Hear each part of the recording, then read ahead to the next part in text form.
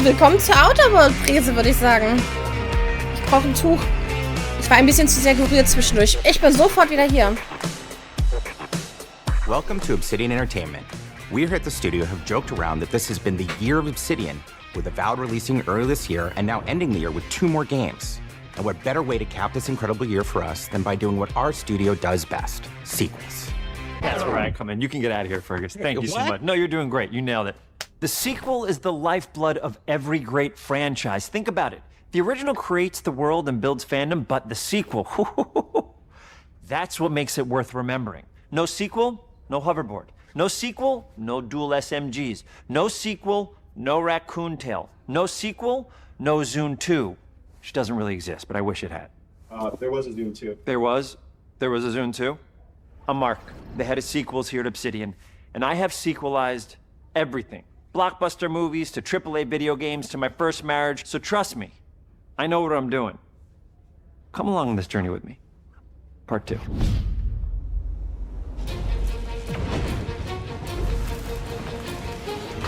Let the killing commence.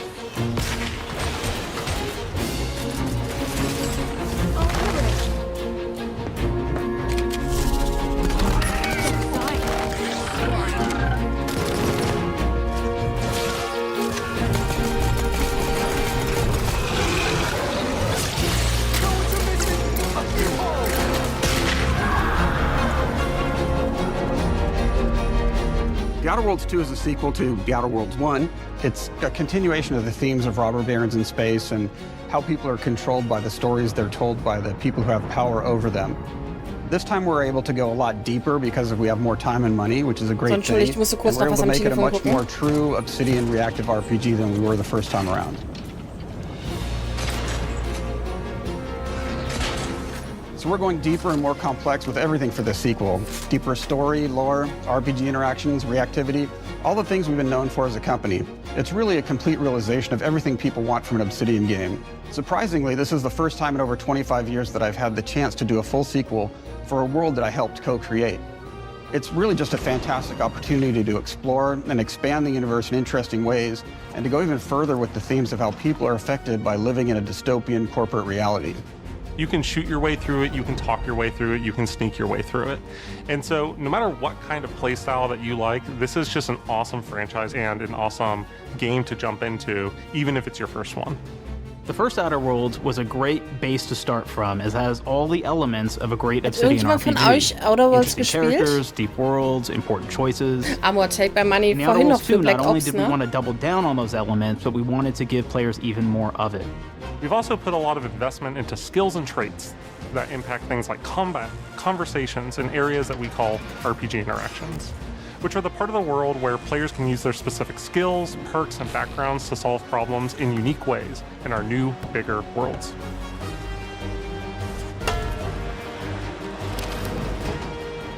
I love a deep RPG experience, and building out that RPG crunchiness for our players was at the forefront of what we set out to create. We prioritize those deeper RPG options with different character builds and combos so players can express their role-playing power fantasies. We also have different equipment options for different playstyles and different companions with different abilities.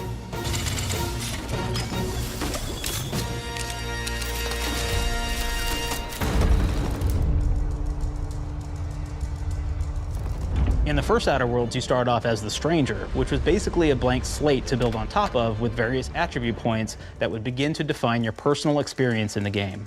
You can make any kind of character you want, but we've given you a role. That role is an Earth Directorate agent. You can think of them as kind of like space cowboys or space sky marshals. They're the good guys that go into places and kind of fix everything that's wrong. You're gonna be one of those. But we don't tell you why you joined the Earth Directorate. There could have been a lot of different reasons, right? It could have been because you're an actual lawbringer and you want to go in there and spread law throughout the galaxy. It could be that you're a roustabout and you just had nothing better to do. After you pick your background, one of the really important choices you have next is choosing your traits. While we had attributes in the first Outer Worlds, we've leaned into traits for the Outer Worlds 2, which are these big changes to your character depending on which ones you pick. So it could be something like Brilliant, where you can tag extra skills and you start getting extra skill points. And that's obviously really great if that's how you want to build your character. You can also go and do something like Lucky, where you get extra critical chance, and you also get a lot of really cool options throughout the game as well.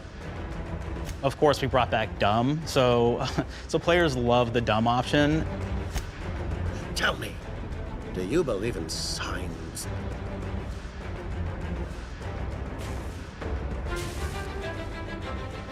Not quite what I meant, but I like your contempt for boundaries. I could put your adventurous spirit to good use. And you get like lots of really cool, fun conversation options in the game, but we took that even further. And again, there's lots of elements in the game where you can be dumb and use that for something. Could be something as simple as banging on a machine to get it to work.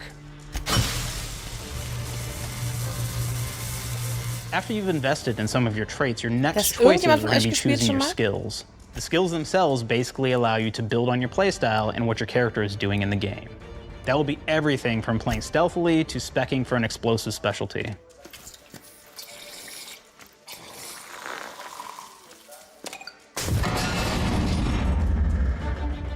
Throughout your entire journey, your character continues to change with the different choices you make. In the Outer Worlds 1, it actually had more skills than we have, so we condensed them down to really the core and essence of what we really wanted there. But we made each point that you put into a skill much more impactful. So instead of getting small percentage changes, we actually did much larger changes per point that you put into each skill. And again, all these things, because of how they're checked inside the world itself, can matter quite a bit. You know, just even having one additional skill point in something can open up a lot more options in the world itself. If anybody's played Fallout New Vegas, they'll be very familiar with like the perk system. We basically borrowed that, but went even grander. We actually have more perks than Fallout New Vegas did. But here's the cool thing, right? We check and use perks for literally everything, right? So you can do everything from, hey, I want to make a stealthy build that steals stuff and is really good at that. Okay, great. Well, you can take maybe the pickpocketing perk. So that's not available to everybody, but if you select that, now you can actually go around and steal things out of people's pockets. Das ist cool. Das mag ich.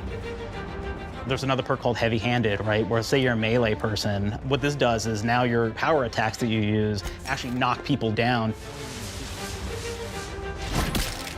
Oh man, I really like the serial killer perk. As you start killing people, they will drop hearts. And you can take those hearts, and essentially you're taking these trophies, you could say, and it's actually giving you a permanent health bonus every time you do it. We have this perk called Assassin.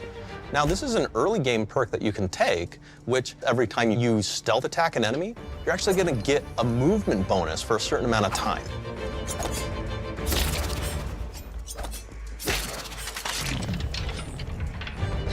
Das ist ja so cool. Also die Idee mit den Perks finde ich richtig klasse. Vor allem, wenn du die einfach so wechseln kannst. But we wanted to make it more personal to the player. We wanted it to really reflect how you were playing the game and give you a bonus that you actually wanted to really engage with. With the flaw system returning, we knew we needed to go bigger, better, and more real than ever before. So, ich glaube, der Sprecher eben hat eine Unterlied-OP gemacht. Okay, we need more flaws. We need them to be real. I want to put them in the game, so give me something. Inspiration. What's wrong with you? Ich hatte mal jemanden in meiner Klasse in der Oberschule, die hatte, ihr Unterlied war nach innen gekippt und ihre Wimpern sind entsprechend immer in die Augen reingewachsen. Und die musste das auch machen, das sah bei ihr genauso aus. It's a good flaw. Das ist nicht wichtig, aber es ist mir aufgefallen. Like to take small things sometimes. So you're stealing? No, I'm taking. When do you give them back? I don't. Claire. You shouldn't be stealing. What are you doing? You shouldn't be stealing, Claire. Tiny crimes. Tiny crimes? Do you hear the second part, though? It's a crime. Well... You're stealing. Claire, that's wrong. You can't steal things, okay? But it's an amazing flaw, and I'm putting it in the game. But you're a bad person. And are you the one that took my stapler? Do you need it? Yeah. Give it back. Okay. Please. You, what do we got? Flaw. I like to stare at the sun. How long did you stare at the sun? Just lunch break. An hour? Oh, I only get 30. You guys get an hour? I get an hour. Oh. Makes me feel energized. How many fingers will I hold up? 3? No. Anything else? We'll put it in the game. We'll put it in the game because I feel bad for you. Anything else? One of my favorite flaws is something called bad knees. It will actually give you the option to take this flaw that'll make it so that you move faster throughout the game. But the problem is, anytime you stand up, your knees are going to make a loud popping noise that makes it so that, well, everyone around you is going to hear you. Das bin ich! Das bin ich! There's one called kleptomaniac. This is really interesting because what it does is when you steal something, you can actually sell it for more bits than normal. And like that sounds really great.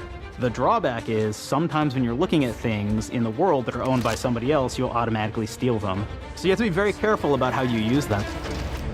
One of our more wacky perks is the sun gazer flaw, oh mein Gott. and it just gives everyone cataracts while playing their game. So everything becomes like light shafts and blooms and hazes and makes the game pretty unplayable if you happen to choose that perk.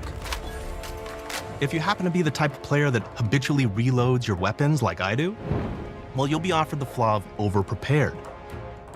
Now, you'll get larger magazine sizes on all of your weapons, but if you ever fully empty your magazine, you're gonna take a debuff for a while.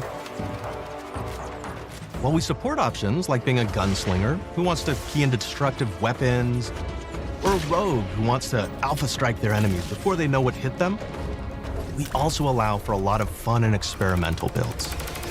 You can be a mad scientist who utilizes gadgets and wacky science weapons and armors. Or even a psychopath who gains permanent bonuses to health by murdering their friends. Nothing shows the impact of these character build options better than, in my opinion, the bridge area, which has a quest you get early on in Paradise Island.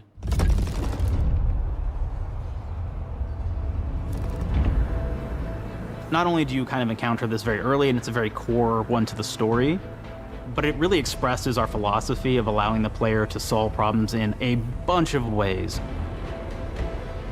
So you may solve it by, speech options. You may talk to them and maybe have to go do a quest for them and really kind of prove that you're a friend of the Protectorate to get by. I may have need of your help, stranger. If you are Ganz ready kurz to gucken, seize an wo nachher die opportunity to show PC-Gaming Show fealty to the läuft. Protectorate. You could go guns blazing and you could just take everyone out inside the POI, lower the bridge itself, and kind of get across.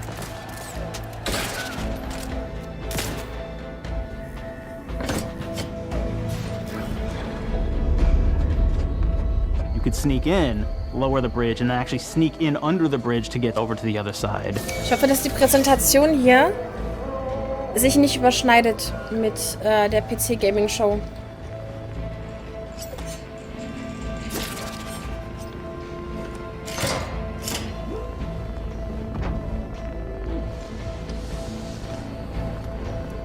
You can bypass the bridge entirely if you found like certain gadgets, like the shield gadget that protects you from poison gas as you go across, or the double jump boots, which kind of allow you to jump across the chasm and get across that way. There's even a really kind of messed up way, right? Which is players can actually sacrifice one of their companions. The companion who they just found is part of. We're no different than the Breeze if we start tossing our own to the rats. I sure as law ain't gonna follow someone who can't see the wrong in it. I must admit, I'm surprised we could come to an understanding. But I thank you for your loyalty, stranger. As promised, you shall have clearance to cross this bridge. It's such a fun quest, but again, it really showcases that we want you to be able to solve this in whatever way you want to. When you build your character your way, we're there for you. We really want you to have the experience that you want to have out of this. Schon geil. From the very beginning of our discussions about the Outer Worlds, we really knew we wanted every game to take place in a different colony. This lets us expand on all aspects of the universe. Every colony can be its own thing with its own flavor, and we can center them around anything we want, any ideas or setting we're interested in. Arcadia is an isolated colony with abundant resources, and it's run by an authoritarian faction called the Protectorate. Their dictatorship is thematically based around the question of how much freedom people will give up for security and luxury. For Protectorate subjects, unfortunately, that answer is everything. The Protectorate is also incredibly wealthy because it was founded by the inventor of the skip drives, which are the Outer World's faster-than-light engines. But those skip drives are starting to cause rifts in space-time, which are cutting off all the other colonies on Earth from being able to trade with each other. The Order of the Ascendant is an offshoot of the Order of Scientific Inquiry from the original game, and like them are a science-based religion with the same goal of solving the universal equation, which will allow them to predict and alter the future to the benefit of all mankind. They used to be part of the Protectorate, but they split off to focus on solving the equation for the good of everyone, not as a way to simply control the masses. The player's been sent to Arcadia as an Earth Directorate agent to find out how the skip drives are causing the rifts and what can be done to stop them. Each of the factions have their own solutions to the rift problem and their own goals. The Protectorate wants to close them to protect their legacy as the inventor of the drives and their wealth. The Order wants to close them not only for the good of everyone, but also because they're complicating the math they're using to solve the universal equation. And Antes just wants to be able to open and close them at will to control all the trade routes between the colonies. In addition to expanding the themes and lore of the Outer Worlds, we're also expanding the humor, so each faction has its own flavor of absurdity. Ante's Choice is a merger between Anti-Cleo and Spacer's Choice from the original game, and there are corporate representatives in the Outer Worlds too. They've invaded Arcadia to liberate their resources for all of humanity, at a profit, of course. One of my favorite things from Fallout New Vegas is the radio system. It was just iconic for me, and I wanted to make sure that the Outer Worlds 2 had that. So we actually built out 3 different radio stations, one for each of the major factions. You also have a ton of music. Each station might have, like, I think 20 tracks of unique music that we've made for it. It's a lot of stuff. But the really cool part about this entire thing is that we actually put a lot of reactivity into the radio. So it will respond to the things that are going on around the world that you've been interacting with. So if you go into a location, let's say you solve a problem for the Protectorate folks, if you listen to the Protectorate radio station, they're going to be cheering you on as a hero.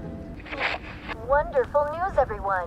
The Zeranium gas leaks at the Automech repair facility, strongly believed to be caused by Ante's Choice malefactors, have been corrected. Some hotshot for hire just managed to fix the electrum leak in their repair facility.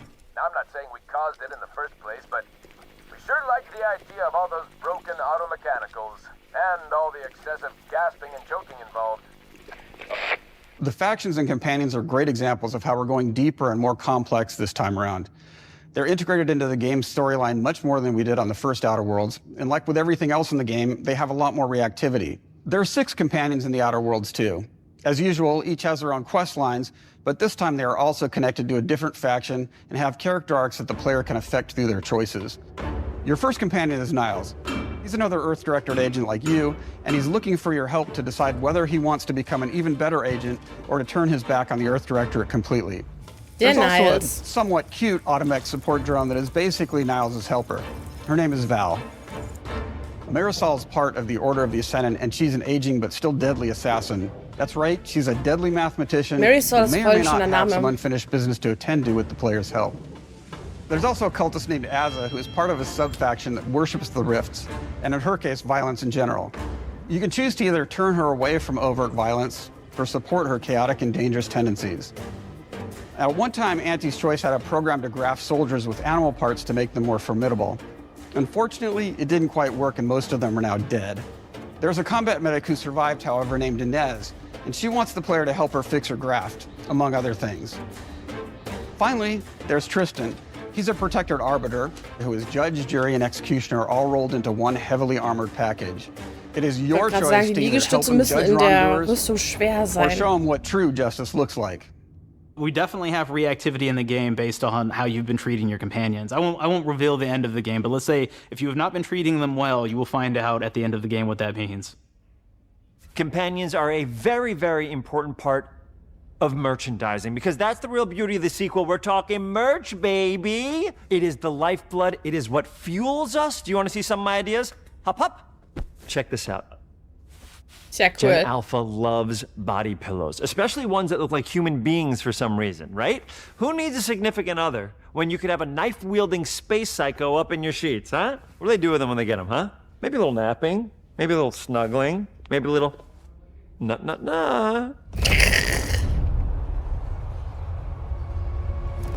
The visuals of the first Outer Worlds depicted a frontier colony in space. The Outer Worlds 2 is driven by an invasion of the Arcadia colony system by Ante's Choice, which shifts the visuals to be more reminiscent of a World War I-like setting in space. That evolution is seen across all aspects of the game, starting with the factions. How do you militarize everything, including extreme capitalists or math-crazed scientists? In a World War I setting, war comes with propaganda. The Sovereign uses it to maintain control. Ante's Choice uses it to help their bottom line. The Order just wants to show how it exists within the grand plan. We want players to feel like Arcadia is a living, breathing place scarred by a long-standing war. Fairfield, one of the first towns you encounter, was once under protectorate control, but has recently been taken over by Auntie's Choice. They don't just occupy the town, they rebrand it with their signature style, repainting buildings, posting guards, and adding propaganda-based holograms featuring Auntie and the Moon Man. Showing the towns evolving after the invasion helps us push immersion for our players. One of our priorities in visually realizing the world of The Outer Worlds 2 was making sure everything is clear and recognizable from the player standpoint. We want to make sure each faction has a particular look and design. So when the player is running across these vast, different environments and landscapes, they're recognizing the motifs and visuals of who they're talking to, what they're going to be talking about, and how that progresses throughout the story. The first Outer Worlds was really about player interfacing with corporations. So gut aus, and while we have that in The Outer Worlds 2, we really want to express not just the corporations, but how the player interacts with other facets of the world, like government entities or religious structures. And then we elaborate on those. With larger environments, we wanted to encourage exploration by improving player mobility across the board. Now you can run, slide, double jump, mantle, and parkour your way through all of the nooks and crannies of these worlds. It really allows the player to just explore and have fun finding really cool stuff.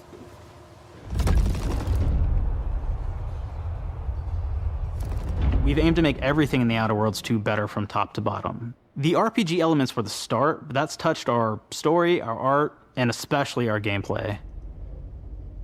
A good sequel is true to the original. That's first and foremost, right? Like, we all want to add in a bunch of things as you're making a sequel, right? We want to make it bigger and better in every way. That's what we were trying to do here.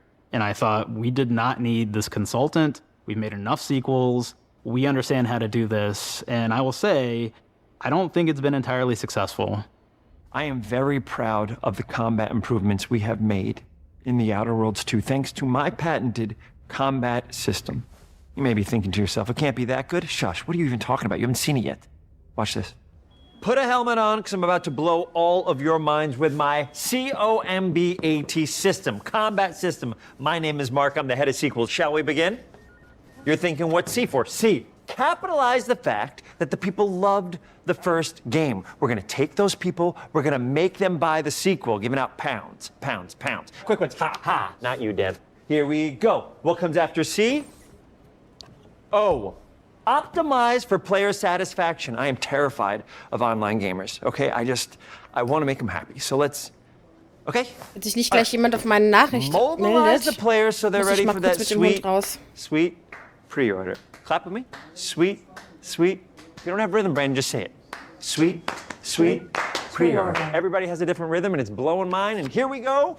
B, burglarize. What is this? It's basically just finding new ways to loot dead bodies. You know what I mean? Right, Otis? Okay, well, it's a big part of the game.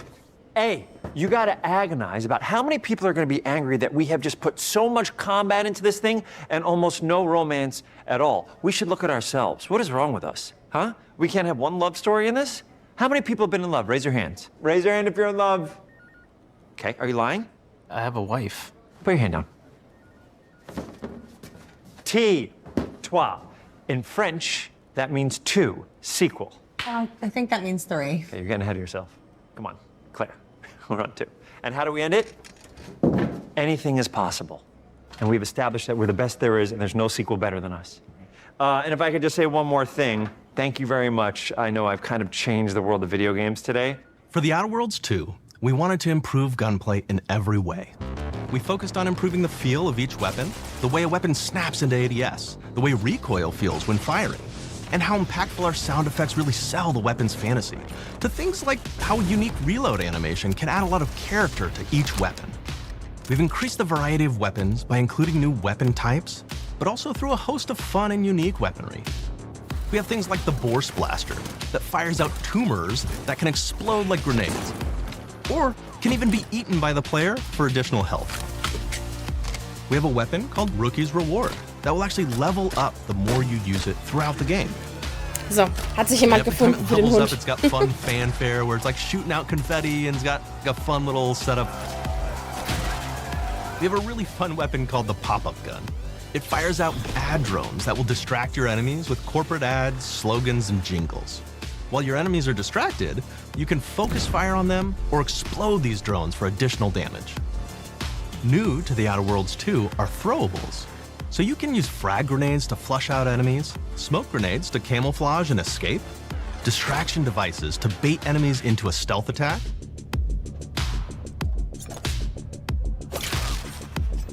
and even science grenades that will levitate enemies, allowing you to fire upon them while they float helplessly. Das ist auch so cool.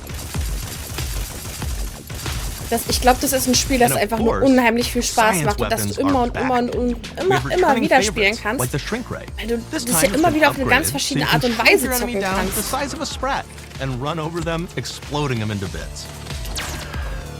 The shrink ray, that was probably my favorite one from the first game, so we brought it into the second game, but we improved it though. So instead of shrinking your enemies for a short period of time and having them re-expand, this time they stay shrunk. And we actually added in the ability to step on them and kind of squish them and kick them because we knew that was the player fantasy. We knew that's what everybody wanted to do. They wanted to step on the enemies, they wanted to kick them. So we made sure to double down on that stuff. In addition to things like our returning favorites, we also have some really fun and unique new science weapons. One of them is called the Armageddon. This one's really cool because it actually shoots out these masses that are like these little arms that will stick to people or cover all kinds of different things, and they will continue to just hit them until they get destroyed. Ist ja eklig. And we have another one that's just super cool called the Spectrum Dance Saber. This is a melee weapon that actually lets you attack to a musical beat. And if you continue to do that, you'll actually get additional bonuses each hit you do.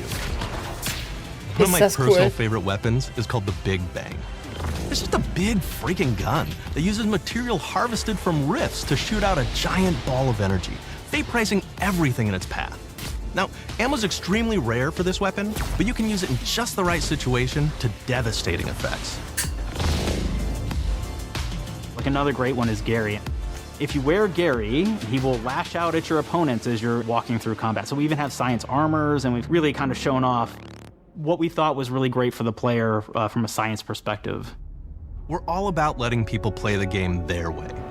There are some players who prefer to be immersed in a first-person view, taking in all of the details. But there are others who really prefer to take the world in from a third-person perspective. Why not allow both? Well, now you can swap between the two. Gar nicht kenne, so das Spiel, und auch in whatever way you like. Natürlich entsprechend die gespielt habe, sieht das halt schon unheimlich funny aus. Having the third-person mode is being able to see all of the fun and unique armors and armor combinations and weapons that you can equip your player with. All of the actions that you could do in first person, so you're double jumping around, you get to see your character in that way, and you get to take in the world and see things in a different light. Hier will jemand kuscheln. Kuscheln? The Outer Worlds 2 is really the biggest game we've ever made. Bigger choices, more reactivity, more weapons, more things to find in each of the worlds the players can visit. The team has done incredible work bringing the Outer Worlds 2 to life. Yep. And we can't wait for you to play it. Even though we've always been a multi-project studio, this is going to be the first time we've ever released 3 games in 1 year. It feels amazing to do. We're so excited for more people to be playing our games. It is truly an exciting time here at Obsidian. We're exploring worlds big and small while expanding on franchises that we've created, and we have no plans to slow down. We hope you all continue to come along with us as we do what we do best, make your worlds your way. Ich habe eine gute Stelle am Rücken gefunden. Sie muss kurz aufhören zu knutschen. Stelle am Rücken gut? Ja, nein, nicht immer knutschen. Nicht immer knutschen. Gucken gerade die Spiele. Die Spiele.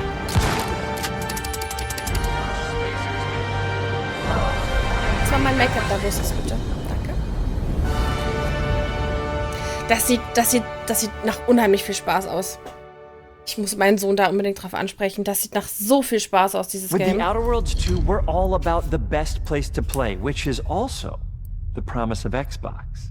You could play the Outer Worlds 2 on this Xbox, but it may be hard to play it when you're staring at all these beautiful holes. Let's cut that. You could play the Outer Worlds 2 on this Xbox. Oh yeah, now that's Microsoft.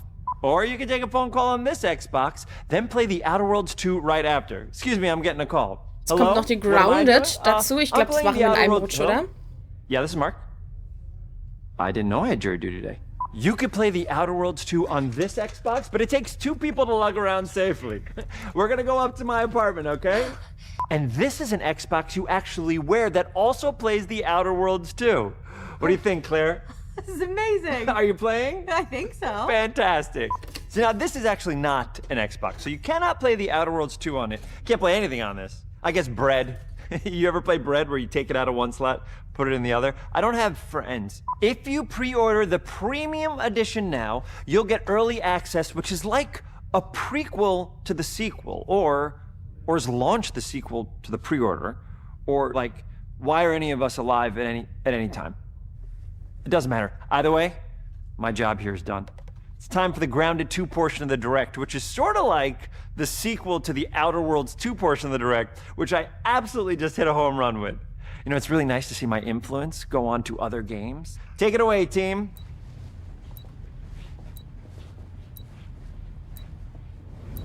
And big exit.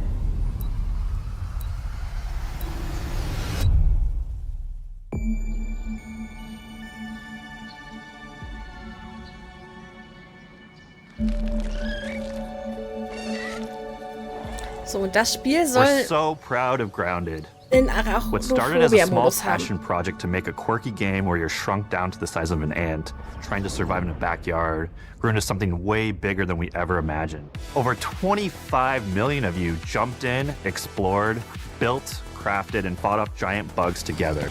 Y'all helped make the entire experience very special to us. The team's been cooking up a ton for Grounded 2, and we're so excited to talk about it. I had to grease some palms to steal a bit of time from the Direct to give you a deeper look. There were so many possibilities and ideas that didn't make it into the first game, so with the sequel, we have the chance to dream bigger. To achieve those dreams, we partnered with the amazing folks at Eidos Montreal. Together, we're taking Grounded from the backyard to an even larger world, the Brook Hollow Community Park. When we started working on Grounded 2, we knew that we wanted to make a bigger world. Fortunately for us, Eidos Montreal became our main partner on developing Grounded 2. They have a lot of similarities to the sorts of things that are important to us at Obsidian. They tend to make very narratively strong games. They make games with really deep characters and great character progression. They make games with great gameplay. Everyone at Eidos Montreal is thrilled and honored to be working with Obsidian Entertainment. Our two studios share a lot of DNA. The same things that are important to Obsidian Entertainment are important to us. Choice and consequences, player communities, and doing justice to great IPs and great franchises. The fact that we're the first partners that they're working with to make a sequel to their franchise feels like we're an important part of their history. The events of Grounded 2 take place 2 years after the first game. The same 4 teenagers are returning. So there's Max, Hoops, Willow, and Pete. They're a couple years older, which means they've gone through a bit more high school, a bit more mature.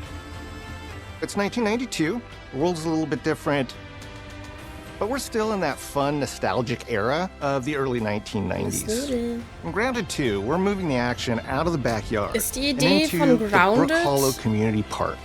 entstanden durch diese It Filme, die allows es us mal to tell gab? a lot more stories and Liebling, expand ich the hab world die of Kinder Grounded geschrumpft. by exploring what the community of Brook Hollow has been up to and what they've been through. The park overall is about 3 times the size of the backyard, and our initial starting area is actually the same size as the entire backyard from the first Grounded. The reason we wanted to move into a park wasn't just to create a bigger world, but was to give us the opportunity to explore the community of Brook Hollow and what secrets have they been hiding. What we love and what we're excited about in terms of the park is the opportunity to create environments and landmarks that are mundane at normal size, but are colossal wonders when you're the size of an ant. Everything from a giant trash can to a community picnic table or a snack bar. All of these areas come to life in a brand new way. Part of the fun in Grounded 2 is that the park was evacuated really quickly right before our teens were shrunk.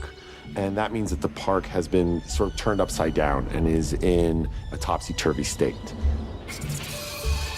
And that leads to really fun environmental storytelling, but it also leads into the creation of amazing biomes for our characters to explore. One of my favorite examples of this is the ice cream cart. In all of the commotion, the ice cream vendor's cart has been knocked over and its contents have spilled out into the ground. And what this means for our young adventurers is that they'll be able to explore this frozen cave of interesting challenges and colorful Lovecraftian horror.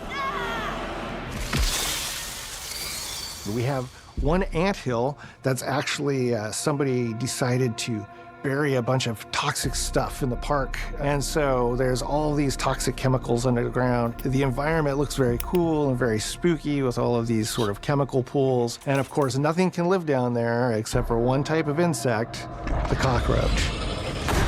The cockroach. We're oftentimes reinventing environments, and in future updates, you're gonna see a ton of new stuff. You do a lot of fighting against insects of all shapes and sizes. We didn't just want it to look better, we also knew we wanted to add a new layer of strategy. The changes that we've made aren't limited to tuning animations or adjusting attack or defense numbers or making characters or insects move faster or slower. But we did all that too. Stop! But there's also an entire sort of rock, paper, scissors strategy involving light attacks, heavy attacks, and blocking. Ich kann nirgendwo hingucken. Das geht nicht. We've also added dashing as a new way to both get out of danger quickly or jump in for a quick attack. And almost all the insects in the game will have these abilities now too. Sort of like a chess match, but one that's super frenetic, looks super cool, and is ultimately just a ton of fun. We're leaning into clear play styles for tanky warriors, low defense, high damage rogues, Wir hassen Mücken. effect-wielding mages, and ranged hunters. Nein, nicht die Rummel töten. In the first Grounded, we have mutations, and there were weapons and armors that favored different playstyles. In Grounded 2, not only will there be passive mutations, but there will also be active mutations. And a lot of those mutations support these archetypes. My favorite way to play pretty much any game is chasing after those game-breaking builds. And that's why I'm so excited for what we're doing with archetypes in Grounded 2.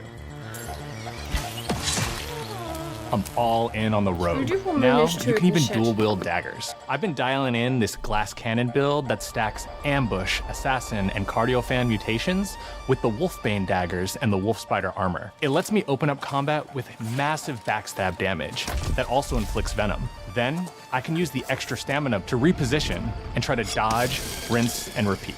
It's high risk, high reward, and absolute chaos in all the best way. I'm looking forward to seeing what wild combos the community comes up with and what they inevitably break once they get their hands on the archetype system. It's going to be awesome watching it evolve with player feedback and watching us try to keep up with all of your game-breaking builds.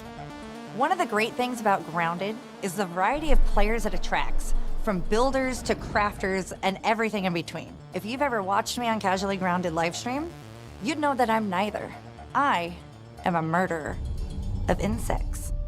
Personally, I prefer the term harvester. I love going out, hitting things, and bringing the materials like insect body parts back to my friends. This way, we keep progressing and playing together. We're also trying to make sure that armor and equipment are easily understood by the player, especially when they're playing co-op with their friends. It was really, really important for us to deliver on all of that for the bigger space and experience, because that was the only way we could truly support the feature the community has been asking for since the very first Grounded release. Mounts. Our mounts, we call them buggies, have an entire suite of moves and have their own special abilities and attacks. We really wanted the buggies to be an extension of the player in every way possible.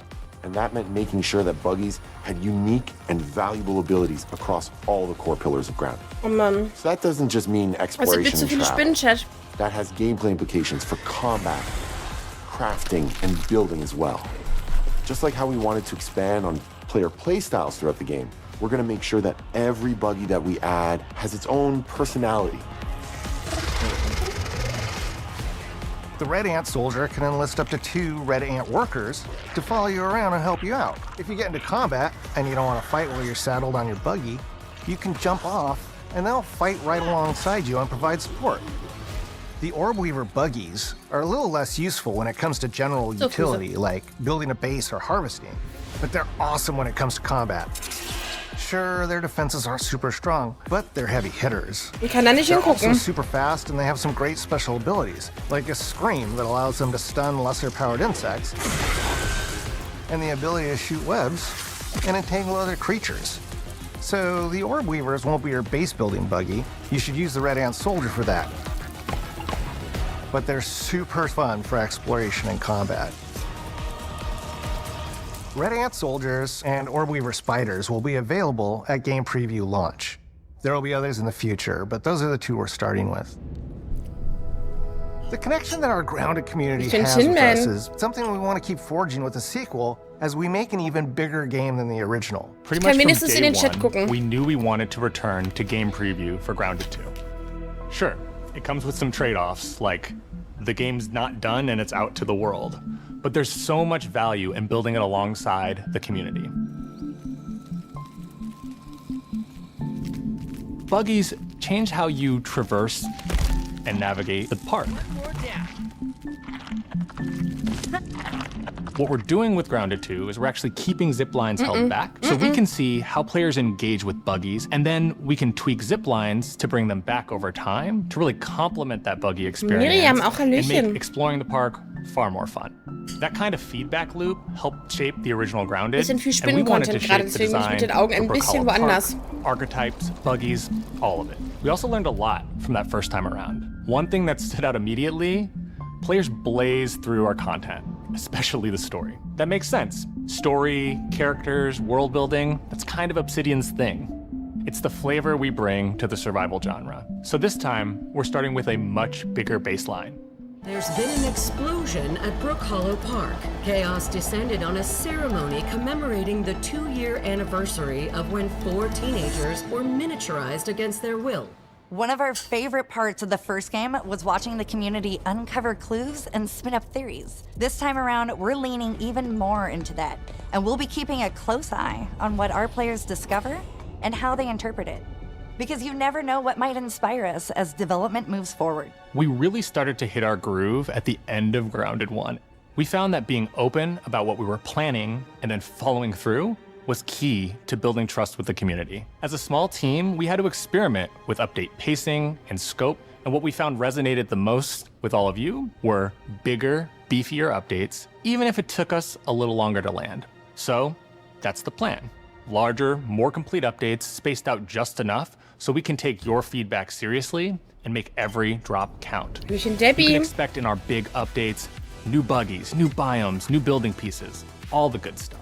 And we're launching with a public roadmap so everyone knows what to be excited about in the future. All of us at Obsidian Entertainment and Eidos Montreal are super excited about how close we are to letting all of you players get shrunk a second time and explore the all-new park on buggies in Grounded 2. If you're a returning Grounded player, we're really looking forward to you experiencing all the improvements. If this is your first time getting tiny, then all I can tell you is that a world with an entirely new perspective and an entirely new feel awaits you in Brook Hollow Park. It's time to ride together and survive together.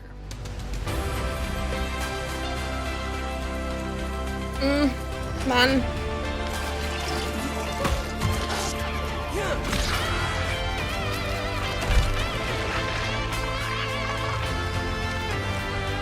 Wenn du die Viecher jetzt reiten kannst, wie funktioniert denn dann der Arachnophobiker-Modus?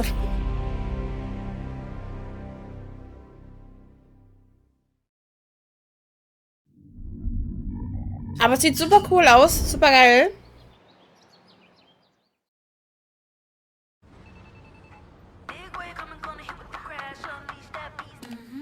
Jetzt sehen wir noch mal einen Trailer zu den verschiedenen anderen Spielen. This is where it starts. We can change change the world as we know it. Can you handle that? Let's do this. I'm in. I'm here to even the odds. Any objections? Here's to playing in the mud. And when we need their help, they send us a hero. Here we go. Please, follow me.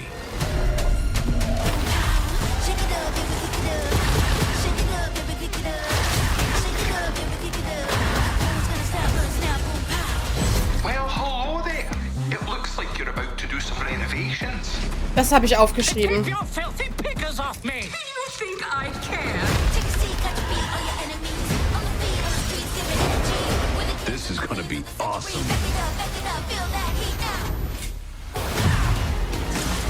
Mayday! Mayday! Hold on to mission control. We're falling.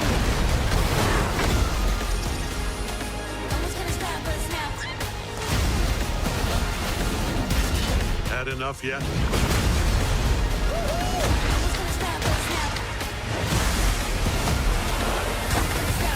Form up!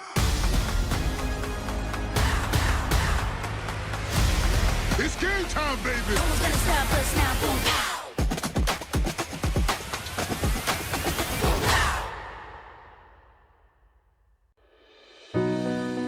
Sehr cool.